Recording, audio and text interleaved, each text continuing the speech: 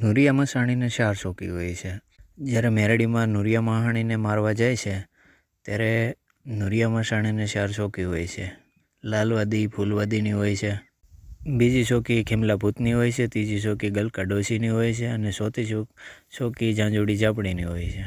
નુરિયા મસાણીની આ 4 શોકી તોડી અને આ 4ને મારી અને મસાણી મેરડી નુરિયા મસાણીને મારે છે.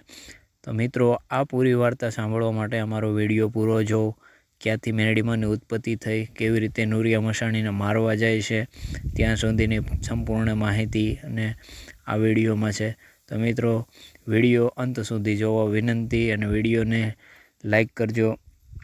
અને મિત્રો, હજી સુધી તમે અમારી ચેનલને સબસ્ક્રાઈબ ન કરી હોય તો ચેનલને સબસ્ક્રાઈબ કરી નાખો. તો ચાલો હવે વિડીયોમાં આગળ વધીએ. મિત્રો, વર્ષો રહેલા ગુજરાતમાં ભોજાણા કરીને રાજ હતું. આ ભોજાણામાં રાજા ભોજ રાજ કરતા. આ ભોજાણામાં એક અંબા કરીને એક બ્રાહ્મણીએ રહેતી હતી. અંબાને શેર માટીની ખોટ હતી. દીકરાની આશાએ અંબા રોજ મહાદેવના મંદિરમાં દર્શન કરવા જતી. પરંતુ આ સમયગાળામાં રાજમાં 7 વર્ષનો દુષ્કાળ પડ્યો. આ ભોજાણા રાજમાં એકવાર 900 સાધુની જમાત નીકળી. આ જમાતમાં એક ઝાંઝુડી ભંગી કરીને એક મહિલા હતી. આ મહિલાને 9મો મહિનો જતો હતો. આ ઝાંઝુડીએ તેના બાળકને જન્મ આપીને મહાદેવના મંદિરમાં દીકરાને મૂકી સાધુની જમાતમાં ત્યાં સાથે જ નીકળી ગઈ. કારણ કે ત્યાં દુષ્કાળ પડ્યો હતો અને ખાવાના ફાફા હતા. ત્યાં દીકરાને શું ખવડાવવું. બીજા દિવસે સવારે અંબા શંકર ભગવાનના મંદિરે આવી ત્યારે આ ઝાંઝુડીના દીકરાને જોયો અને અંબાએ વિચાર કર્યો કે ભગવાનને મારા ઉપર દયા આવી અને મને દીકરો આપ્યો. આ અંબે બ્રહ્માણીએ આ ઝાંઝુડી ભંગીના દીકરાને ઘરે લઈને આવી. ઘરે આવીને આ દીકરાનું નામ નુરિયો પાડ્યું. અંબાએ આ દીકરાને સારી રીતે મોટો કર્યો. આમ કરતાં કરતાં આ નુરિયા 7 વર્ષનો થવા લાગ્યો અને દુષ્કાળ પણ જતો રહ્યો અને સારું વર્ષ આવ્યો. 7 વર્ષ પછી આ 900 સાધુની જમાત પછી પાછી ભોજાણા રાજમાં આવી. આ જમાત ભોજાણામાં આવી એટલે અંબાએ આ સાધુની જમાતને જમવા માટે આમંત્રણ આપ્યું. આ જમાત અંબાના ઘરે જમવા આવી. આ જમાતમાં પેલી ઝાંઝુડી ભંગી પણ ત્યાં જમવા આવી. જમતા જમતા ઝાંઝુડીની નજર પેલા નુરિયા પર પડી. એટલે ઝાંઝુડીએ જમવાનું પડતું મૂકીને અંબાને કીધું કે આ દીકરો તારો છે કે પછી તને ક્યાંયથી મળ્યો છે. એટલે અંબાએ કીધું કે આ દીકરો મને મહાદેવે આપ્યો છે. એટલે ઝાંઝુડી બોલી કે આ દીકરો મારો છે, મને મારો દીકરો આપી દે. આમ કરતાં કરતાં અંબા અને ઝાંઝુડી વચ્ચે બોલાચાલી થઈ. બોલાચાલી બહુ ચાલી એટલે આ ઝાંઝુડીએ રાજા ભોજને ફરિયાદ કરી, અંબા પાછે મારો દીકરો છે પણ મને તે આપતી નથી. એટલે ભોજરાજાએ કીધું કે ઝાંઝુડી, આ નુરિયો તારો જ દીકરો હોય તો તારી સામે 7 કપડાના પડદા રાખીએ અને આ પડદા પાછળ આ નુરિયાને ઊભો રાખીએ. જો તારો જ દીકરો હોય તો તારું ધાન દબાવ અને આ 7 પડદા વચ્ચે તારું દૂધ આ નુરિયાના મોઢામાં પડે તો જ તને આ દીકરો મળશે. એટલે ઝાંઝુડીએ તેનું ધ્યાન દબાવ્યું અને 7 પડદા છોડીને ઝાંઝુડીનું દૂધ નુરિયાના મોઢામાં પડ્યું. એટલે અંબા બ્રહ્માણીએ કીધું કે જા નુરિયા જા, તારું નખો જાય. તે તો અંબાણીને વટલાવી નાખી અને અંબાએ ભોજાણા ગામના ધાવડિયા નામના કૂવામાં પડી અને મરી ગઈ. અંબાને આત્મહત્યા કરી હતી એટલે તેનો જીવ આ કૂવામાં રહી ગયો.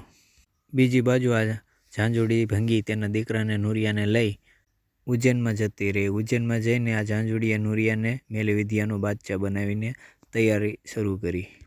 આ વાતને 10 વર્ષ જેટલો સમય થઈ ગયો.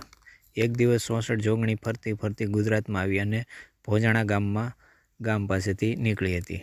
આ 66 જોગણીઓ વિચાર કર્યો કે આપણે 66 જોગણી અહીં એક મોટું તળાવ બનાવી અને સ્નાન કરી અને પછી આગળ વધીએ. અને રાતના 12 વાગે આ 66 જોગણીઓએ તળાવ ખોદવાનું શરૂ કરી દીધું. થોડીક વારમાં એક મોટું તળાવ બનાવી દીધું. તળાવમાં પાણી ફૂટ્યું અને આખું તળાવ પાણીથી ભરાઈ ગયું. જે તળાવ અત્યારે ધનતર મેવડીના મારમાં ઘોડાસર ભમર તળાવ તરીકે ઓળખાય છે.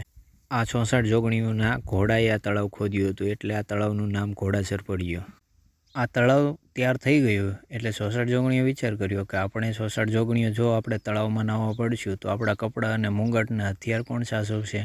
એટલે 66 જોગણીઓ પોતાના શરીરનું મેલ ઉતારીને એક મેલું પૂતળું બનાવ્યું. એટલે મોટી જોગણી ભગવાનના દરબારમાં ગઈ અને કૃષ્ણ ભગવાનને કીધું કે મારે એક જીવની જરૂર છે. એટલે કૃષ્ણ ભગવાને કીધું કે તમે જ્યાં તળાવ બનાવો છો ત્યાં તમારી બાજુમાં એક કૂવો છે. આ કૂવામાં એક અંબા બ્રહ્માણી નામની બાઈનો જીવ ફરે છે. આ જીવ તમને શંકર ભગવાનની સાખે આપ્યો. આ જોગણીઓએ કૂવામાંથી અંબા બ્રહ્માણીનો જીવ લઈ પેલા મેલા પૂતળામાં નાખ્યું. પેલું મેલું પૂતળું ઊભું થઈ ગયું અને આ 66 જોગણીઓને તળાવમાં સ્નાન કરવા ઉતરી. આ 66 જોગણીઓના સ્નાન કરીને બહાર આવી અને તેમના માર્ગે પડી. એટલા મેલું પૂતળું બોલ્યું કે એ બેન જોગણીઓ, મારી વાત સાંભળતા જાઓ ને. આ 66 જોગણી ઘોડાસરના ભમર તળાવમાંથી સ્નાન કરી તૈયાર થઈ અને આકાશ માર્ગે જવાની તૈયારી કરે છે. એટલે આ મેલું પૂતળું બોલ્યું કે એ બેન એ જોગણીઓ, મારી વાત સાંભળતા જાઓ ને. તમે 66 જોગણીઓએ મને મેલા પૂતળાને જીવતું કર્યું, પણ તમે મારું તો કંઈક ઠેકાણું પાડતા જાઓ. એટલે જોગણીઓ બોલી કે એ મેલા પૂતળા, જવાય તો જાજે અને ખવાય તો ખાજે. આ અસમાલિયા ઘાંચીની 12 ઘાણીનું તેલ અને 13 મણનો ખીચડો મેલા પૂતળા તને આપ્યો. ફરી પાછું મેલું પૂતળું બોલ્યું કે તમે ખાવાનું તો આપ્યું તે તો બરાબર છે, પણ ખાવા ઉપર થોડુંક મુખવાસ તો આપતા જાઓ ને. એટલે જોગણીઓ બોલી કે જવાય તો જજે અને લેવાય તો લેજે. કડીના જીવણ રબારીનો બુટિયો સેલ બકરો તને આપ્યો.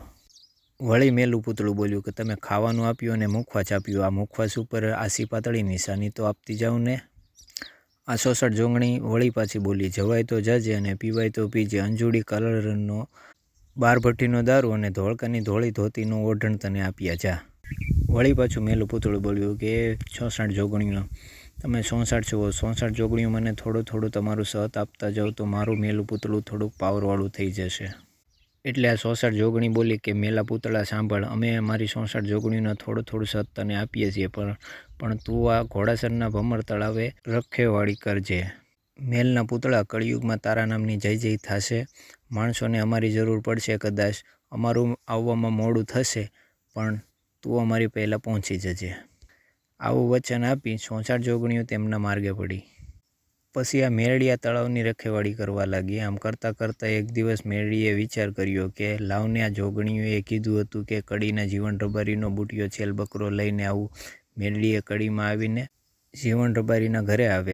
આ જીવણ રબારી અભિમાની અને અહંકારી હતો. એટલે મેરડીએ ડોશીનું રૂપ લઈ અને જીવણ રબારીના ઘરે આવી અને ઊભા રહ્યા. એટલે જીવણ રબારીએ તેમના કુટુંબને કીધું કે આ ડોશીને જે ખાવું હોય તે આપી દો. એટલે આ ડોશી બોલ્યા કે મને કાંઈ ખાવાનું જોતું નથી, પણ જો આપવું હોય તો તમારું જીવણ રબારી તમારું બુટિયો છેલ બકરો આપો. એટલે જીવણ બોલ્યા કે એ ડોશી, તમારે માર્ગે પડી જાઓ. મારા બકરાનું નામ લીધું છે તો માર્યા વગર નહીં મેકું. આ જીવણે તેમના માણસને કીધું કે આ ડોશીને અહીંયાથી ઉપાડો અને ગામના સીમાડે મૂકી આવો. માણસોએ આ ડોશીને ઉપાડીને ગામના સીમાડામાં મૂકીને હજુ પાછા આવ્યા ન થતાં તો ડોશી જીવણ રબારીના ઘરે પાછી હાજર થઈ ગયા.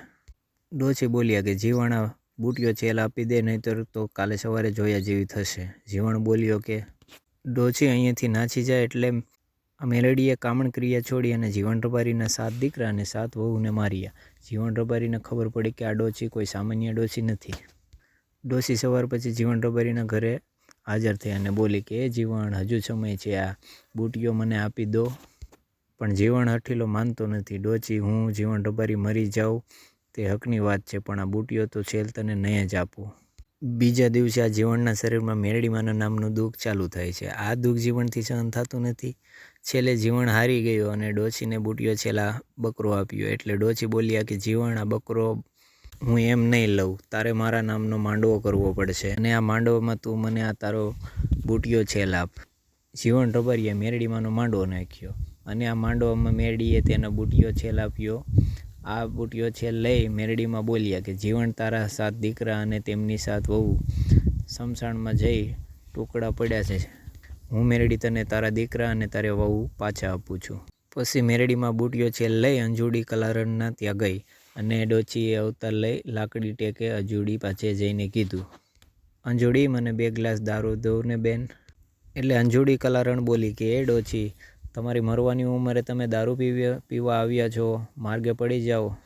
2 ગ્લાસ શું દારૂ, તને એક દારૂનું ટીપું પણ ના આપું. એટલે આ ડોશી બોલ્યા કે અંજુડી, દારૂ ન આપવું હોય તો કાંઈ નહીં, પણ તારો દીકરો લાલ્યો ક્યાં ગયો છે? એટલે અંજુડી જૂઠું બોલી કે મારો લાલ્યો 4 ધામની યાત્રા કરવા ગયો છે. એટલે આ ડોશી બોલ્યા કે 4 ધામની યાત્રા ગયો છે ને, તો બરાબર. અને જો અંજુડી તારા ઘરે સૂતો હોય ને અને તારા દીકરાને હું સૂતો રાખું અને ગામના સીમાડે મને બોલાવવા આવજે. અંજુડીને કહીને આ ડોશી ત્યાંથી ચાલવા લાગ્યા અને ગામના સીમાડે આવીને બેઠા. બપોર ચડ્યો પણ અંજુડીનો દીકરો ઘરે જાગ્યો નહીં, એટલે અંજુડીને કલારણને તેને ખાટલા પર જઈ અને જોયું તેનો દીકરો મૃત્યુ પામ્યો હતો. એટલે અંજુડી પેલી ડોશીની વાત યાદ આવી. એટલે આ અંજુડી દારૂના 2 ગ્લાસ ભરીને ગામના સીમાડે આવી. ગામના સીમાડે આ ડોશી બેઠા હતા. આ અંજુડીએ સમજાવતા વાર ન લાગી અને અંજુડી આ ડોશીને પગમાં પડી ગઈ અને બોલી કે ડોશી, મારા ઘરે દીકરાને જીવતો કરો. મેરડીએ દારૂનો પ્યાલો લઈ અને અંજુડીના દીકરાને જીવતો કર્યો અને હું પિરિયા પ્રભાતની મેરડી છું અંજુડી, હું ત્યારે તને યાદ કરું ત્યારે તારો 12 ભઠ્ઠીનો દારૂની મને આહુતિ આપવી પડશે. આમ કહીને આ ડોશી ત્યાંથી નીકળી ગયા. વળતા આવતા ઘોડાસર ભમરના તળાવ બાજુમાં કૂવા પછી આ ડોશી નીકળ્યા હતા. એટલે ડોશીએ જોયું કે એક ડોશી, એક ડોશો અને તેના છોકરા કાળા પાણીએ રડતા હતા. આ ત્રણેયને રડતા જોઈ મેરડી બોલ્યા કે તમે કેમ રડો છો? એટલે આ ત્રણેયે કીધું કે કાલે સવારે અમારે ઘરનો વારો છે. કાલે ઉજ્જૈનના નુરિયા મસાણીને અમારે 100 મણ ટોઠા અને એક બોટલ દારૂ ને અમારા એકના એક દીકરાનો ભોગ આપવાનો છે. એટલે ડોશી બોલ્યા કે તમારા દીકરા સાથે હું પણ જઈશ. એટલે આ ત્રણેય બોલ્યા કે તમે કોણ છો? એટલે આ ડોશી બોલ્યા કે હું ઉગતાના પોરની મેરડી છું. જો આ નુરિયાના જોધાની વદા તોડ્યા વગર રહું તો તું પ્રિયા પ્રભાતની મેરડી નહીં. સવારે 100 મણ ટોઠા, એક દારૂની બોટલ અને આ દીકરો ગાડામાં બેઠા. સાથે આ મેરડીમાં પણ ડોશીનો અવતાર લઈ અને ગાડામાં આવી ગયા. ગાડું ઉજ્જૈનના માર્ગે પડ્યું. ઉજ્જૈનમાં આવ્યું એટલે આ મેરડીએ બોલ્યા કે દીકરા તું અહીં ઉતરી જા. હું નુરિયા પાસે આ 100 મણ ટોઠા અને દારૂની બોટલ લઈને જાઉં છું. આ નુરિયો મેલી વિદ્યાનો બાદશાહ હતો.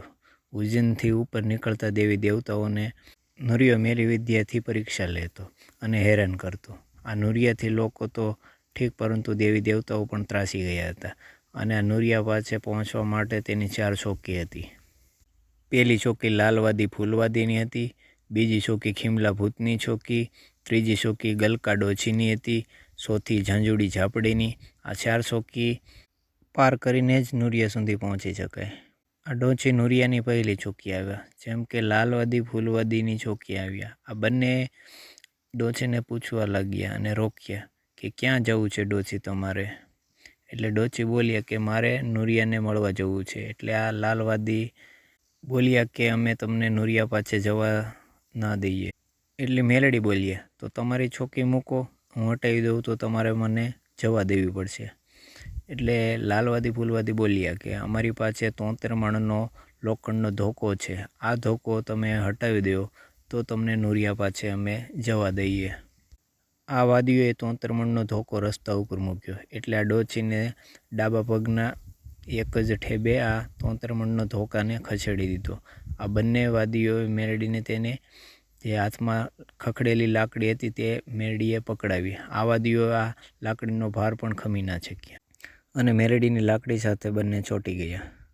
બીજી ચોકી એટલે ખીમલા ભૂતની ચોકી. મેરડી આવી એટલે આ ખીમલા ભૂતે આ ડોશીને રોક્યા અને પૂછ્યું કે ડોશી ક્યાં ચાલ્યા છો? અને આ લાલવાદી અને ફૂલવાદી ક્યાં મરી ગયા કે તમને અંદર આવવા દીધા? એટલે મેરડી બોલ્યા હું નુરિયાને મળવા આવી છું, મને જવા દો. એટલે ખીમલો ભૂત બોલ્યો કે ડોશી અહીંયાથી જતી રહે, તને નુરિયા પાસે તું નહીં જ જવા દઈશ.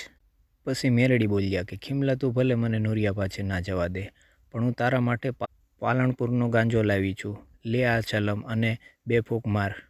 આ ખીમલાએ વિચાર્યું કે આ ચલમમાં શું છે?